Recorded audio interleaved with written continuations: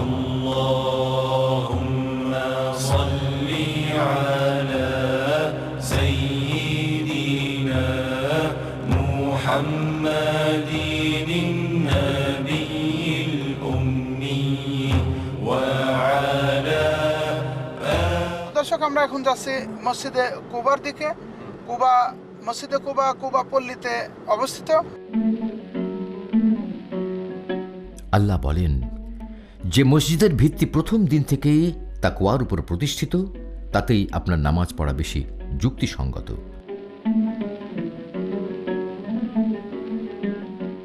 তাতে এমন সব লোক রয়েছে যারা অধিকতর পবিত্রতা পছন্দ করে।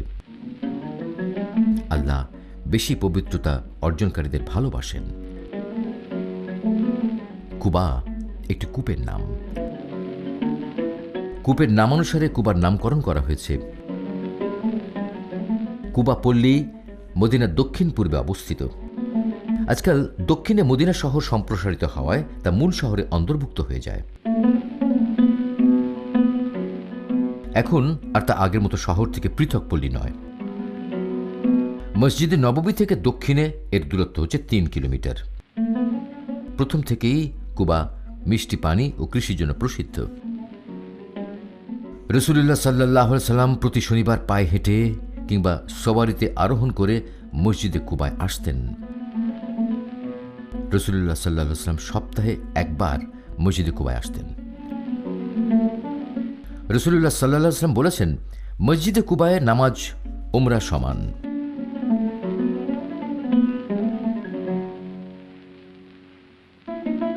রাসূলুল্লাহ সাল্লাল্লাহু আলাইহি ওয়াসাল্লাম বলেছেন, যে ব্যক্তি ঘরে পবিত্রতা অর্জন করে মসজিদে কুবায় নামাজ আদায় করে, উমরা সওয়াব সে পায়।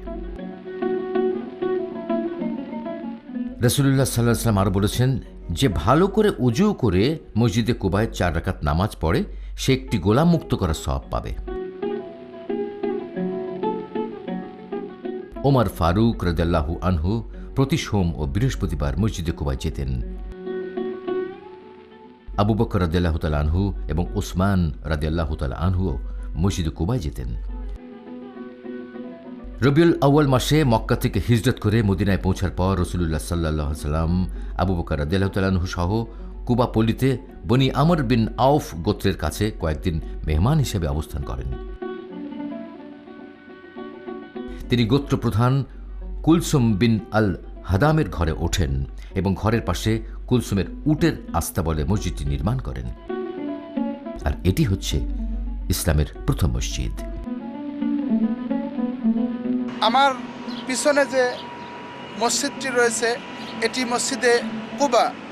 আর এই মসজিদটি কুবা পল্লীতে প্রতিষ্ঠিত হওয়ার কারণে এই মসজিদকে মসজিদে কুবা বলা হয়। এই মসজিদের ফজিলত ইসলামে অনেক গুরুত্বপূর্ণ, কেননা রাসূল করিম সাল্লাল্লাহু আলাইহি ওয়াসাল্লাম এই মসজিদ নিজে হাতে নির্মাণ করেন।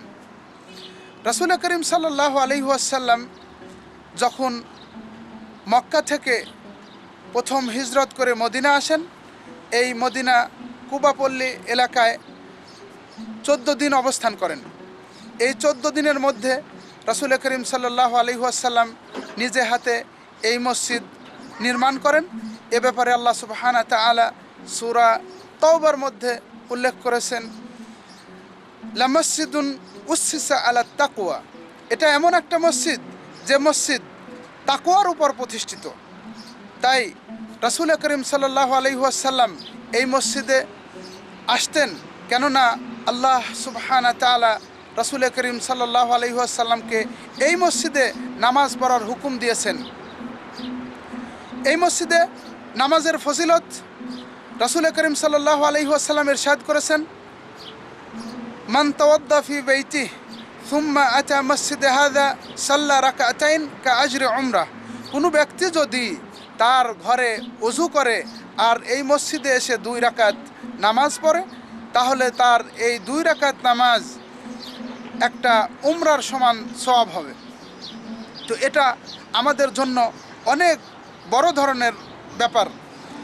যেমন সাদ বিন আবি ওয়াক্কাস রাদিয়াল্লাহু তাআলা আনহু থেকে ওনার ছেলে এবং মেয়ে দুজনেই বলেছেন যে আমরা আমাদের পিতা থেকে শুনেছি, তিনি বলেছেন যে বাইতুল মুকাদ্দাসে নামাজ পড়ার চেয়ে আমার কাছে মসজিদে কুবায় নামাজ পড়া উত্তম।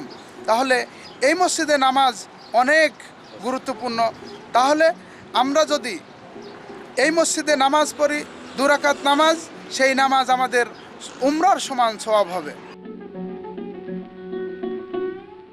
এক বর্ণনা অনুযায়ী তিনি 8ই রবিউল আউয়াল সোমবার মদিনায় পৌঁছেন।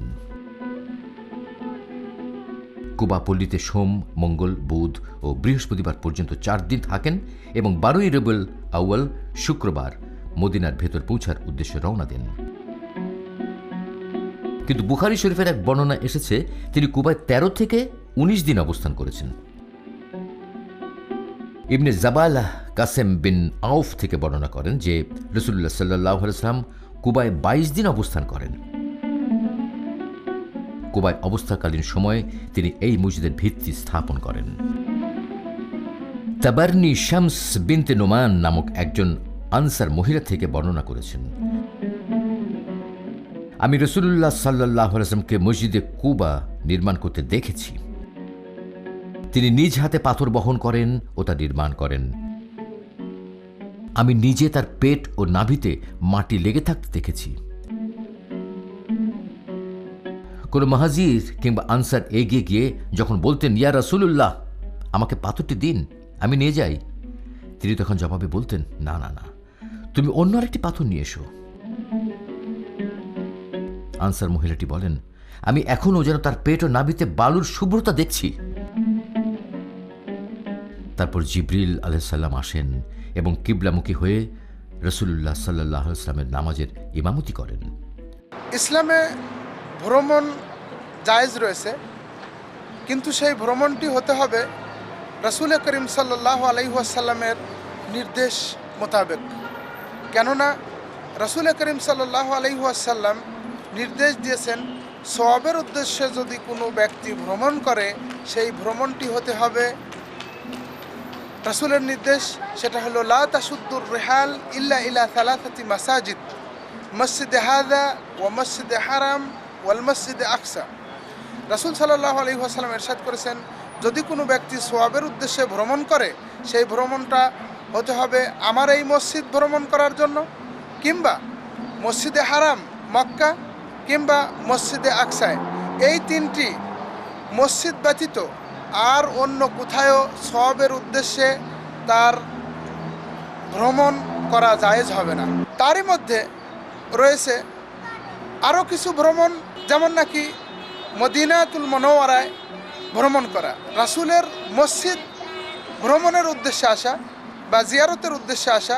এখানে আসার পরে আমাদের আরও কিছু মুস্তাহাব বা সুন্নত জিয়ারত হয়, যেটা রাসূল সাল্লাল্লাহু আলাইহি ওয়াসাল্লামের কবর জিয়ারত করা, বাকি জিয়ারত করা, মসজিদে কুবা আমরা যেখানে আসি অবস্থান করছি এখন সেই মসজিদ জিয়ারত করা, শুহাদায়ে উহুদ জিয়ারত করা। এই জিয়ারতগুলি এটা পারফেক্ট জিয়ারত। ইসলামের 3য় খলিফা ওসমান বিন আফফান রাদিয়াল্লাহু আনহু মসজিদে কুবার সংস্কার করেন এবং আগের চাইতে আরও সম্প্রসারণ করেন।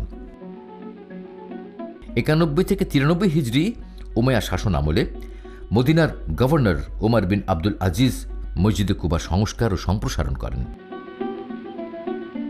তিনি প্রথম মসজিদের মিনার ও বারান্দা তৈরি করেন।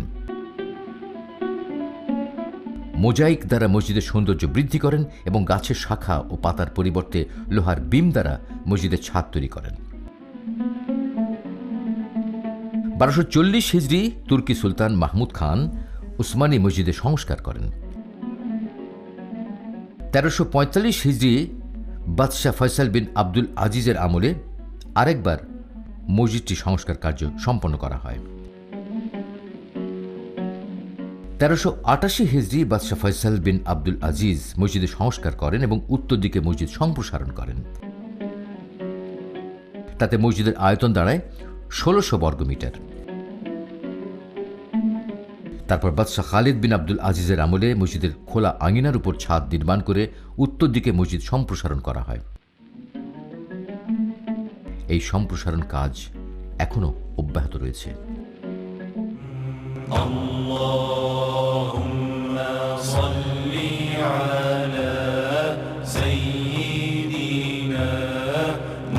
محمد